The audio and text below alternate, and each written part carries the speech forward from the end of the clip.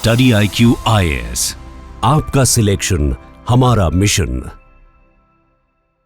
Hello everyone, I welcome you all to the study IQ IAS platform. उम्मीद करता हूं आप सभी सही और स्वस्थ हैं और अपने फ्यूचर एग्जाम्स के लिए जरूर तैयारी कर रहे हैं। कल हमारे देश की राजनीति में बहुत बड़ा दिन रहा है। स्टेट असेंबली इलेक्शंस के रिजल्ट्स आए, जिसमें बंगाल के इलेक्शंस में बहुत बड़ा उलटफेर हुआ है। BJP has come to power in West Bengal for the first time in history. उसी के साथ साथ असम में उन्होंने अपनी गवर्नमेंट, अपनी टर्म को रिपीट किया है और एनडीए अलायंस, जो कि बीजेपी द्वारा रन की गई मेजर अलायंस है, उन्होंने पुडुचेरी में भी अपना झंडा फहरा दिया है। ये जो इलेक्शन रिजल्ट्स आए हैं, इसको हम ना सिर्फ ये समझें कि बीजेपी का फुटप्रिंट इंडिया में और एक्सपैंड कर रहा है, जहां पे उन्होंने one of the major opposition leader Mamata Banerjee को उनकी सीट से, उनके गढ़ से उखाड़ फेंका है। बट इसी के साथ साथ हम ये देखें कि इन इलेक्शंस का आने वाले जो बीजेपी के गढ़ रहे हैं, खासकर गुजरात और मैं उत्तर प्रदेश की बात करूं, उनके ऊपर भी असर देखा जाएगा, जो अगले ही साल होने वाले इलेक्शंस हैं। और इसी के साथ साथ पंजाब जैसे सूबे भी हैं, जहां पर इलेक्शंस में बीजेपी के आने की बहुत बड़ी संभावना बन जाती है। तो इन इलेक्शन रिजल्ट्स को देखते हुए, बंगाल की सक्सेस को देखते हुए, आज इंडियन एक्सप्रेस के थ्रू उनकी वेबसाइट पर यह पॉलिटिकल मैप ऑफ इंडिया जारी किया गया, इंडियन एक्सप्रेस की वेबसाइट पर। हाँ बिल्कुल, जहां पर आप देख सकते हैं कि आपको सैफरन कलर मेजरली इंडिया में दिख रहा है, जहां पर आपको ब्लू, डार्क ब्लू, जो कि ऑपोजिशन, या येलो की बात करूं, उनके द्वारा रूल किए जाने वाले स्टेट्स हैं। इस मैप को देखकर एक चीज जरूर जहन में आती है, क्या आज का भारत वन पार्टी सिस्टम या वन पार्टी स्टेट बन चुका है? क्योंकि वन पार्टी सिस्टम को जब हम देखते हैं तो हमारे जहन में कुछ ऐसे देशों के नाम आते हैं, जिसमें सबसे पहले जुबान पर नाम आता है चीन का।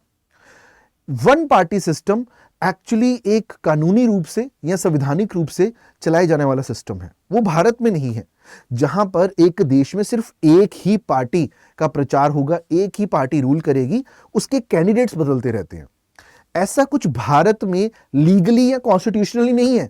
चाइना ने तो कॉन्स्टिट्यूशनली कर दिया इसको, भारत में नहीं है। बट क्या नरेंद्र मोदी द्वारा रूल किए जाने वाली सरकार वन पार्टी रूल इस्टेब्लिश कर रही है इंडिया में? खासकर हम जब ऐसे पॉलिटिकल मैप को देखते हैं, ऐसा ही अगर हम पीछे इतिहास में जाकर देखें तो ऐसा नहीं है कि आज की बीजेपी ऐसा कुछ फुटप्रिंट जमाने की ट्राई कर रही है या जमा पाई है।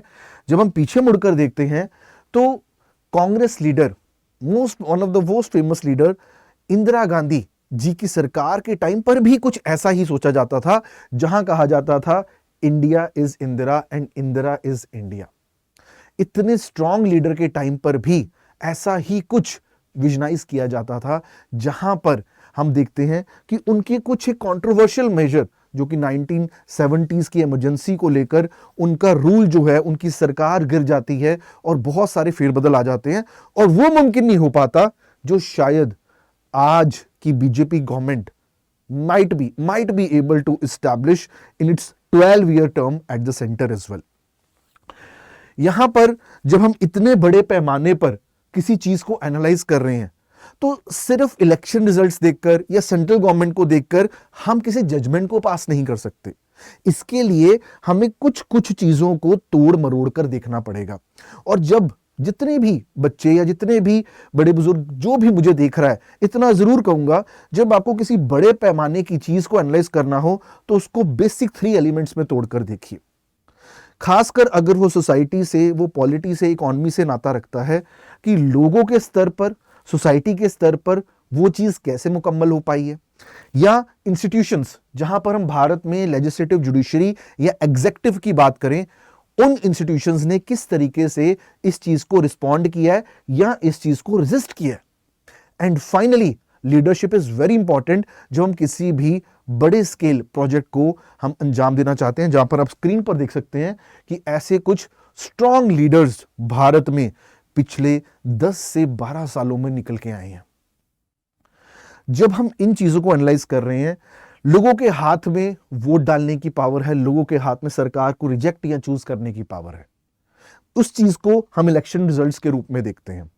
पर अब ये जो इंस्टीट्यूशंस हैं और लीडर्स हैं, लीडर्स को हम सभी बखूबी जानते हैं, उनकी बायोग्राफीज पढ़ते हैं, उनके द्वारा दिए गए भाषण को सुनते हैं, बट इंस्टीट्यूशंस ने, सबसे पहले हम देखेंगे कि इंस्टीट्यूशंस ने किस तरीके से रेजिस्ट या असिस्ट किया है इस वन पार्टी रूल की विजन को देखते हुए, जिसमें मैं सबसे पहले लेजिस्लेचर की बात करने वाला हूं। और जब भी बीजेपी और पार्लियामेंट या लेजिस्लेचर की बात होती है तो सबसे पहले दिमाग में, जहन में आता है राज्यसभा, क्योंकि बीजेपी के पास लोकसभा में नंबर्स रहे हैं since they have form the government at the centre, जो कि 2014 की बात करूं मैं। बट राज्यसभा वो उनके रास्ते का एक कांटा बना रहा है, खासकर जब 2014 में बीजेपी एनडीए के थ्रू सरकार बनाती है तो राज्यसभा में 245 मेंबर्स में से मात्र 65 थे उनके पास। मतलब मैं अगर सेंटर में सरकार बना के बैठा हूं तो ऐसा जरूरी नहीं है कि मैं कोई कानून पास करवा सकूं। क्यों? कांग्रेस के पास, उनकी यूपी अलायंस के पास 102 नंबर्स थे वहां पर। तो लोकसभा से तो शायद आप बिल पास करवा सकते हैं, बट राज्यसभा से आपके पास मेंबर्स नहीं थे, ना नंबर्स थे।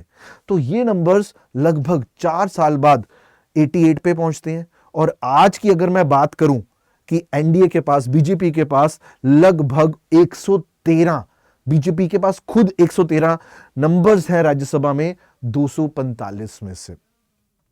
तो ये धीरे धीरे धीरे धीरे धीरे धीरे राज्यसभा की जो गुत्थी है उसको सुलझाने में स्टेट इलेक्शंस का बहुत बहुत ज्यादा महत्वपूर्ण हाथ रहा है वहां पर, क्योंकि राज्यसभा के मेंबर्स को चुनने का हक स्टेट के एमएलएस को होता है। इस बात का आभास बीजेपी को बहुत पहले ही हो गया था कि सेंटर पर रहते हुए भी हम स्टेट्स में अपना होल्ड बनाए बिना हम कुछ गवर्नमेंट के थ्रू पास नहीं कर सकते, खासकर जब हम राज्यसभा पार्लियामेंट की बात कर रहे हैं। जब इस इंस्टीट्यूशन को, लेजिस्लेटिव को, बीजेपी ने इस गुत्थी को सुलझाया थ्रू द स्टेट इलेक्शंस, तो एक और हमारे पास बहुत ही इंपॉर्टेंट इंस्टीट्यूशन है जो कि जुडिशरी, जो आए दिन न्यूज में बने रहते हैं कि कोर्ट में ये जजमेंट दिया, वो जजमेंट दिया। बट क्या जुडिशरी पिछले 10 सालों में इस चीज को देखते हुए कि बीजेपी का जो होल्ड है, जो स्ट्रांग होल्ड है, वो बढ़ता जा रहा है, क्या जुडिशरी का रुख भी बदला है? क्या जुडिशरी कमिटेड जुडिशरी तो नहीं हो गई है जो सरकार के विरुद्ध नहीं जाना चाहती? अब जब मैं पीछे मुड़कर देखता हूं तो बहुत ही अर्ली टाइम पर 2016 में मैं देखता हूं कि आधार केस, जो कि आधार कार्ड, इसको पास करने के लिए आधार बिल बनाया गया था, उसको मनी बिल की तरह पास किया गया था, जबकि उसमें कोई भी ऐसे फीचर्स नहीं दिख रहे थे कि ये मनी बिल को कंप्लीटली सेटिस्फाई करे। मानते हैं, चलिए लोकसभा स्पीकर जो है मेजॉरिटी लोकसभा से आता है तो वो जो रूलिंग गवर्नमेंट है उसी की हाँ में हाँ मिलाएगा। बट जुडिशरी ने भी जब 4:1 से इसको ओके कर दिया तो एक क्वेश्चन उठा था, क्या जुडिशरी भी सरकार का साथ तो नहीं दे रही है? क्या जुडिशरी अपना इंडिपेंडेंट व्यू तो नहीं रख पा रही है? यहां पर 4:1 जजमेंट में जो एक ऑपोजिट जजमेंट था वो जस्टिस चंद्रचूड़ का था। उन्होंने बोला भी कि ये जो सरकार है, ये जो हो रही इस वक्त गतिविधियां हैं, ये कॉन्स्टिट्यूशनल नहीं है, दिस इज नॉट कॉन्स्टिट्यूशनल। और यहां पर आप देख सकते हैं कि किस तरीके से जुडिशियल अपॉइंटमेंट्स में हमें पॉलिटिकल एफिलिएशंस दिखते शुरू हो जाते हैं। आप बोलेंगे ये बहुत बड़ा आरोप है या बहुत बड़ा क्वेश्चन है कि जुडिशियल अपॉइंटमेंट्स में हमें पॉलिटिकल या पार्टिजन एफिलिएशंस कैसे दिख रहे हैं। आप जरूर देख सकते हैं हमारे पूर्व रहे सीजीआई, यहां पर रंजन गोगोई साहब, किस तरीके से उनको राज्यसभा की एमपी सीट दे दी जाती है जस्ट आफ्टर हिज रिटायरमेंट। ऐसा नहीं है कि बीजेपी इज द ओनली और the first party to give chief justice a seat in the parliament, पहला भी ऐसे हुआ है। बट इस चीज की तादाद, इस चीज की हैपनिंग्स और ज्यादा बढ़ गई हैं। इनफैक्ट रंजन साहब के एमपी टेन्योर के दौरान पूरे 6 साल में इन्होंने सिर्फ एक डिबेट में अपना पार्ट रखा था, अपनी चीज, अपना पॉइंट ऑफ व्यू आगे रखा था। इसके अलावा किसी में भी उनका कोई रोल नहीं था, सरकार के खिलाफ एक प्रश्न नहीं उठाया इन्होंने 6 साल में राज्यसभा में रहते हुए। और इसी में एक मैं सत्ता से जुड़ी हुई बात जरूर आगे रखूंगा। 2023 में जो शिवसेना में इतना बड़ा वहां पर हंगामा हुआ कि ओरिजिनल पार्टी कौन सी है, जहां पर ठाकरे साहब के विरुद्ध शिंदे साहब खड़े हो जाते हैं, तो स्पीकर ने तो चलिए ठीक है, उन्होंने शिंदे साहब के हक में डिसीजन दिया, बट सुप्रीम कोर्ट द्वारा जब हम देखते हैं संविधान की इंटरप्रिटेशन की जाती है, कॉन्स्टिट्यूशन को समझा जाता है, पढ़ा जाता है, तो वो किस तरीके से मैनिपुलेशन होते हुए शिंदे साहब के हक में बात कर दी जाती है और वहीं से बीजेपी की धमाकेदार एंट्री होती है महाराष्ट्र में। जिस बीजेपी को कभी महाराष्ट्र में मेजॉरिटी तो बहुत दूर की बात है, मेजॉरिटी के आसपास का नंबर नहीं मिल पाता था, वो शिंदे साहब के साथ मिलकर सरकार बना देते हैं और इस बार वो अपना मेजॉरिटी से सीएम लेके आने की कोशिश करते हैं। तो जुडिशरी से किस तरीके से वो रास्ता बनाया जाता है कि ऐसा राज्य जिसको फाइनेंशियल कैपिटल भी बोला जाता है भारत की, वहां पर बीजेपी अपनी एंट्री कर पाती है। इनफैक्ट आप जरूर देख सकते हैं कि ये जो लीगल मशीनरी है, कानूनी प्रक्रिया है, इस सरकार ने उसका कैसे इस्तेमाल किया। मैं इसको ये नहीं बोलूंगा ये मिसयूज है या गुड यूज है, ये आप जरूर डिसाइड कर सकते हैं और मैं चाहूंगा कि आप इसका फीडबैक जरूर दें। 2019 में जब J&K को एक राज्य से यूटी बनाया गया तो बहुत लोगों ने इसको मास्टर स्ट्रोक बोला, बट बीजेपी ने किस तरीके से इस लीगल लूपहोल को एक्सप्लॉइट करते हुए, मतलब प्रेसिडेंट के द्वारा रिक्वेस्ट गई 370 को वीक करने के लिए, 370 को हटाने के लिए, वहां पर असेंबली मौजूद नहीं है, उनकी एब्सेंस में गवर्नर बैठे हैं क्योंकि प्रेसिडेंट रूल लगा है और प्रेसिडेंट रूल के दौरान धारा 356 क्या कहती है कि गवर्नर को प्रेसिडेंट की बात सुननी पड़ेगी। तो प्रेसिडेंट की बात सुनते हुए, मतलब जो नोट प्रेसिडेंट ने स्टेट असेंबली को भेजा 370 हटाने के लिए, वो वापस प्रेसिडेंट के पास ही आ जाता है उसको ओके करने के लिए। ये है लीगल लूपहोल।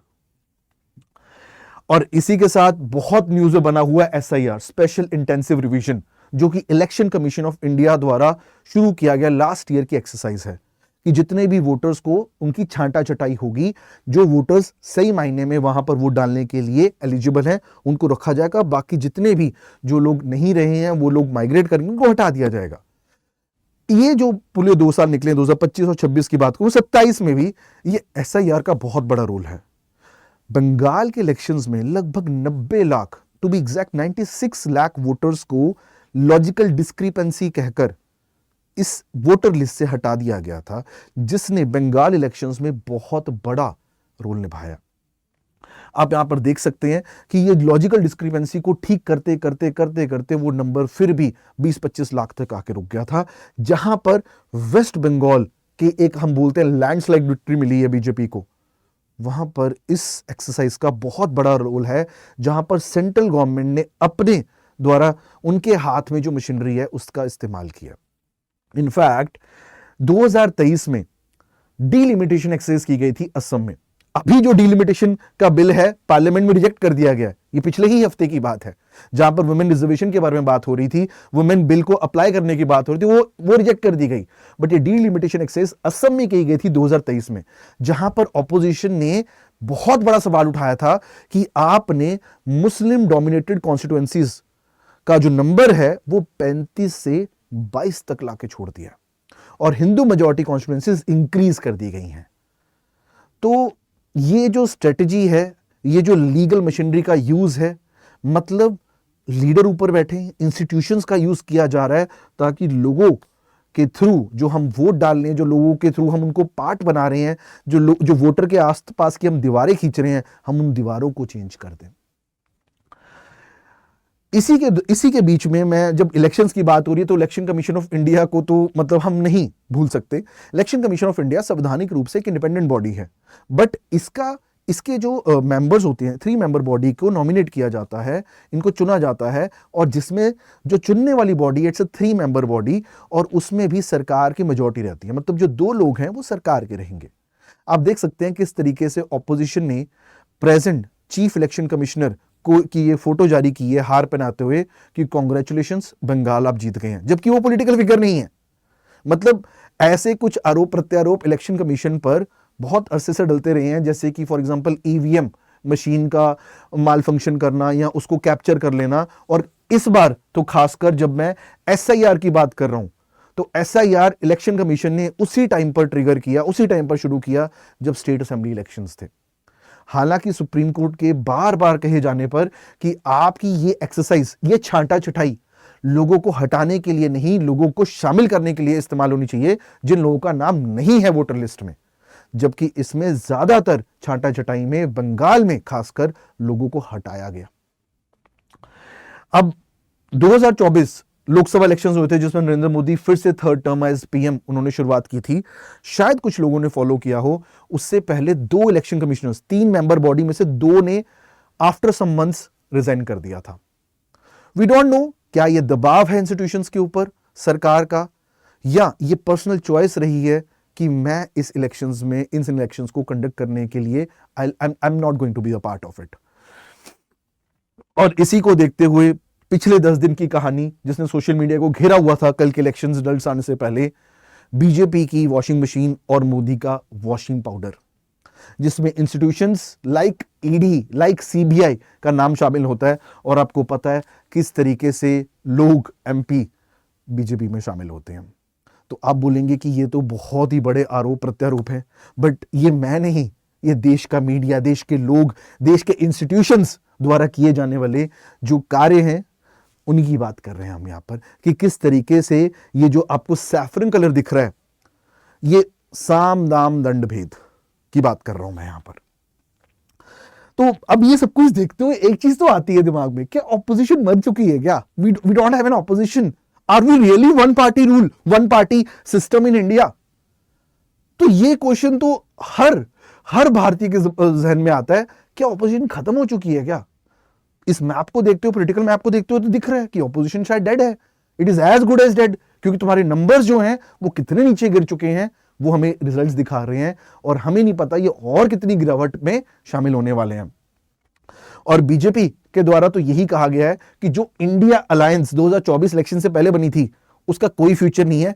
इनफैक्ट ये अलायंस इलेक्शन लड़ने से पहले ही टूट गई थी, जो कि हम बीजेपी के थ्रू आप देख सकते हैं कि कैसे तेलंगाना में और बिहार में ये अलायंस टूटती हुई दिख रही थी हमें।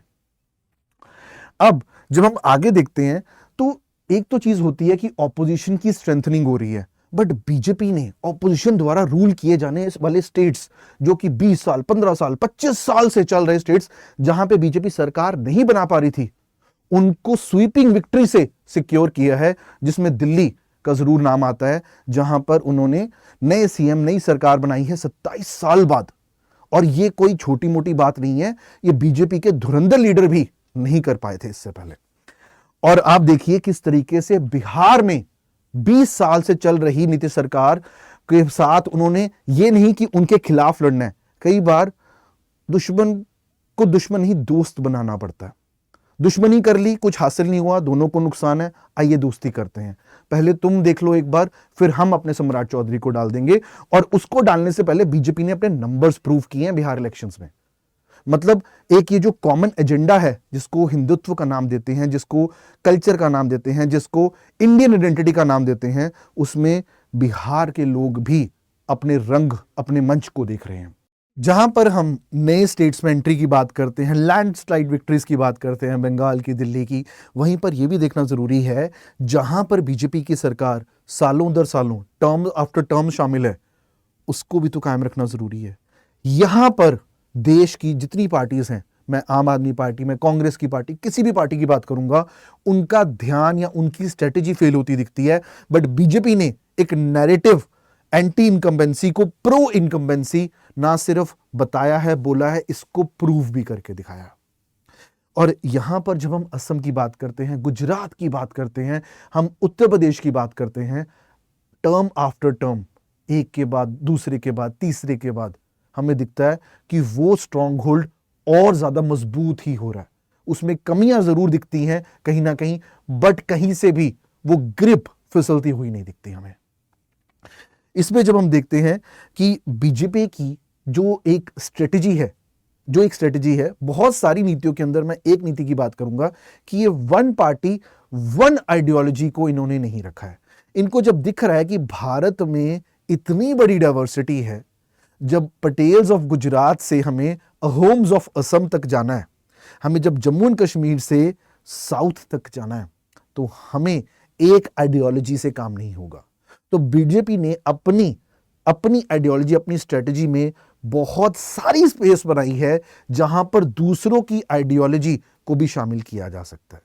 तो मैं क्या कहना चाह रहा हूं कि ये जो भगवा रंग है, ये भगवा रंग ये एक रंग से नहीं बना है, इसमें बहुत सारे रंगों को मिलाया गया है ताकि किसी को भी ऐसा महसूस ना हो कि मैं छूट गया हूं या मेरी आइडेंटिटी छूट गई है या मुझे किसी भी आइडियोलॉजी से खतरा है। यहां पर अब देख सकते हैं कि जो असम में ये जो सरकार रिपीट हुई है ये इतना आसान नहीं था। यहां पर ये जो अहोम राज्य कहा जाता है असम को, ये खुद में ही एक देश है, जिसमें हमने कल ही सेशन में डिस्कस किया है कि किस तरीके से इसको हम 4 अलग अलग राज्यों के रूप में देख सकते हैं असम को। उसमें वापस रिपीट करना सरकार को, और वो भी कंफर्टेबली 2/3 वोट से। और जिस तरफ हम देखते हैं कि बीजेपी को एक अपर मिडिल क्लास या मिडिल क्लास की जो हम देते जनता ज़्यादा कोरिलेट करती है, उसमें किस तरीके से वो ओडिशा में नवीन पटनायक जी की 20 साल से ज़्यादा की सरकार को गिराते हुए एक नए ट्राइबल मिनिस्टर को चीफ मिनिस्टर के चेहरे के रूप में लेकर आते हैं, जो कि बीजेपी के एजेंडा में आज तक कभी नहीं रहा है, इनफैक्ट कभी भी नहीं रहा है। बट ये आज की बीजेपी की वन पार्टी सिस्टम या वन पार्टी स्टेट के आइडिया में जरूर शामिल होता दिखता है। ये तो बात होती है जो नए फुटप्रिंट्स हैं, जो नई टेरिटरीज हैं बीजेपी की। बट इसी के साथ साथ जो उनके गढ़ रहे हैं, गुजरात की बात करें तो खुद प्रधानमंत्री मोदी जी ने वहां पर 3 टर्म्स सीएम की इन्होंने इलेक्शंस जीते हैं, और लास्ट जो 2022 में गुजरात के इलेक्शंस हुए थे, सबसे ज्यादा वोट्स उनको उस 2022 में मिले हैं, मतलब मोदी जी के टाइम से भी ज्यादा, हिज टाइम ऑफ सीएम इन गुजरात। और उसी के साथ साथ जो हम देखें उत्तर प्रदेश की बात करें तो एक अलग ही कंट्री है भारत में उत्तर प्रदेश, जिसमें जातिवाद की बात करें तो जातिवाद की जो राजनीति होती है आपको उत्तर प्रदेश से ज्यादा कहीं नहीं दिख सकती। उसको टर्म आफ्टर टर्म अपने साथ लेकर चलना, बिकॉज अगर आप उत्तर प्रदेश हार जाएंगे तो आप शायद सेंटर में भी सरकार बनाने में आपको दिक्कत आएगी। और जो हमें जातिवाद की या हमें डिफरेंट कम्युनिटीज की राजनीति दिखती है, उसको बार बार किसी ना किसी कम्युनिटी के थ्रू सेटल करना, डिफरेंट कम्युनिटीज जो आपके साथ एलिजेंस भी नहीं रखती, जो आपका साथ कभी नहीं देंगी। हाँ, मैं कुछ ABC या किसी कम्युनिटीज की बात कर रहा हूं, खासकर उत्तर प्रदेश में, वो आपका साथ कभी नहीं देंगी। उनको इक्वेशन में रखते हुए कि उनका वोट नहीं मिलेगा, फिर भी वो विक्ट्री सिक्योर करना, और ऐसी ही कम्युनिटी को आपको किसी ना किसी और राज्य में अपने साथ लेकर चलना। मतलब एक आइडियोलॉजी जो बीजेपी की पहले रही है, उसमें किस तरीके से ओवर द टाइम चेंजेस आए हैं, क्योंकि हर राज्य भारत का अपने आप में एक देश से कम नहीं है। खासकर जब मैं राजस्थान की, मैं हरियाणा की, मैं उत्तर प्रदेश की, असम की बात करूं, महाराष्ट्र की भी इवन, वो अपने आप में एक देश से कम नहीं है। जब उसमें इतनी ज्यादा आपको भिन्नताएं या डाइवर्सिटी दिखती है, उसको किस तरीके से एक कम्युनिटी को हमने साथ लेकर चलना है एक राज्य में, और दूसरे राज्य में जब वो आपका साथ नहीं देगी उस बात को भी संभलना है। क्योंकि उनको पता है कि एक नैरेटिव एक राज्य में, एक स्टेट में तो आपके साथ चल देगा, बट वही नैरेटिव आपके साथ नहीं चलेगा। इस बात को बहुत ही कम पॉलिटिकल पार्टीज समझ पाई हैं और इसको दिखा पाई हैं। और ये जो मैप है फाइनली जिससे हम शुरुआत कर रहे हैं, वहीं पर हम आके देखते हैं कि ये साम दाम दंड भेद द्वारा बनाई गई जो नीतियां हैं, द्वारा बनाए गए जो इंस्टीट्यूशंस हैं, लीडरशिप है, जिससे लोगों के ऊपर प्रभाव जरूर आया है, और लोगों ने आपके सामने है रिजल्ट्स जो हैं वो किस तरीके से दिख रहे हैं। इस पर मैं आपको ये नहीं कहता कि this is a very good political party है, this is a very bad political party. वो आपका एक्सपीरियंस है, वो आपका व्यू है। मैं आपको ये दिखा रहा हूं कि इस इलेक्शन रिजल्ट्स के जो एक पर्व बन गया है हमारे देश में आज, कि इस इलेक्शन रिजल्ट्स से अगर हम पीछे जाकर देखते हैं तो पिछले 12 साल की ये जो जर्नी रही है, क्या ये भारत को वन पार्टी स्टेट या वन पार्टी सिस्टम के रूप में हम देख सकते हैं इसको? तो एक बात तो तय है कि अब ये लेफ्ट वर्सेस राइट की जो एक पॉलिटिकल वॉर है या पॉलिटिकल कॉन्टेस्ट है, उसमें लेफ्ट तो हमें बहुत पीछे छिटता हुआ दिख रहा है, वो कि आप देख सकते हैं यहां पर। तो अब ये जो नैरेटिव है, ये जो एक सोच है, अब इसको राइट वर्सेस राइट के कॉन्टेक्स्ट में ही आगे बढ़ाया जा सकता है, बिकॉज लेफ्ट वर्सेस राइट में शायद भारत ने राइट को चुन लिया है, अपना लिया है। अब इसमें आगे की जो जर्नी है, आगे का जो कॉन्टेस्ट है, क्योंकि हम देखते हैं इसके बाद क्या होगा। अगर प्रधानमंत्री मोदी जी जब चले जाएंगे सत्ता से, जब वो राजनीति छोड़ देंगे, इसके बाद क्या होगा, तो ये राइट वर्सेस राइट कि एक कॉन्टेस्ट के रूप में ही निखर कर आ सकता है, बिकॉज लेफ्ट का जो रूल है वो सिकुड़ता हुआ दिख रहा है, खासकर after the exit of Mamata Banerjee from Bengal. तो इस चीज को देखते हुए जब आप किसी सिविल सर्विसेज एग्जाम की तैयारी कर रहे हैं, आप कोई स्टेट लेवल या कंट्री लेवल एग्जाम में एनरोल कर रहे हैं, तो वहां पर यूपीएससी सिविल सर्विसेज एग्जाम को एक कैंडिडेट जरूर देखता है। और ऐसे ही एग्जाम की तैयारी स्टडी आईक्यू पर एंड टू एंड तरीके से कराई जाती है। आपके क्लास में आपको टीचर एक्सप्लेन करते हैं कॉन्सेप्ट को, उसके नोट्स आपको प्रोवाइड किए जाते हैं। अगर आप हैंड रिटन नोट्स बनाते हैं वो आपके लिए अच्छा है, नहीं बनाते हैं तो यहां से पीडीएफ्स आपको प्रोवाइड किए जाते हैं और आपको हर सब्जेक्ट की डेडिकेटेड क्रिस्प नोट्स आपके घर पहुंचाए जाते हैं, जिनको आप क्लास में रखकर पढ़ सकते हैं। इसी के साथ साथ जब टीचर के लेक्चर के बाद बीच में या बाद में कभी आपको दिक्कत आती है तो आप हमारे मेंटर जितने हमारे तैनात किए गए हैं, आपको स्टार्टिंग से ही मेंटर आपके साथ रहता है, उसको आप रीच आउट कर सकते हैं, आप समझ सकते हैं, अपनी स्ट्रेटेजी चेंज कर सकते हैं, या कोई भी डिस्कशन, क्योंकि ये बहुत बड़ी जर्नी होती है, बहुत लंबा इसमें टाइम लगता है, लगभग 1 साल तो एग्जाम को ही लग जाता है, तो आप उसको भी देख सकते हैं। जिसमें हमारे इंग्लिश मीडियम, मतलब इंग्लिश में, हिंदी में और इंग्लिश में, तीनों मीडियम से हमारे बैचेस अवेलेबल हैं। 7 मई से हमारा इस साल नया बैच शुरू होने जा रहा है, जो 27, 2028 और 2029 में टारगेट कर रहे कैंडिडेट्स के लिए है। और आप ऐसी डिस्कशंस को, ऐसे एनालिसिस का आप फॉलो करते हैं, उसमें रुचि रखते हैं, तो आप इसको ज़रूर इस क्यूआर कोड को स्कैन कर सकते हैं। मुझसे कुछ प्रश्न पूछना चाहते हैं, किसी चीज़ पर डाउट आ रहा है आपको, KAIRNZ Telegram is my ID, तो इसमें आप मेरा नाम है करण जिंदल, इस ID पर आप मुझे पिंग करेंगे, आप कुछ पूछना चाहते हैं तो ज़रूर I will be able to help you out. And ज़रूर चाहूँगा कि स्टडी IQ द्वारा चल रहे किसी भी बैच, किसी भी एग्जाम की तैयारी के लिए आप नीचे आ रहा एक होगा KJ लाइव कोड लगाएंगे तो आपको मिनिमम प्राइस अमाउंट में वो मिल जाएगा, because it's a hard earn money. And ज़रूर चाहूँगा कि मिनिमम टू मिनिमम अमाउंट में आपको मैक्सिमम एजुकेशन फैसिलिटी मिल सके। सो please looking and watching and subscribing to Study IQ IS, and we are always there to solve your doubts, solve your queries and make you more efficient and eligible for your endeavors ahead. ध्यान रखिए अपना। Study IQ IS, आपका selection हमारा mission.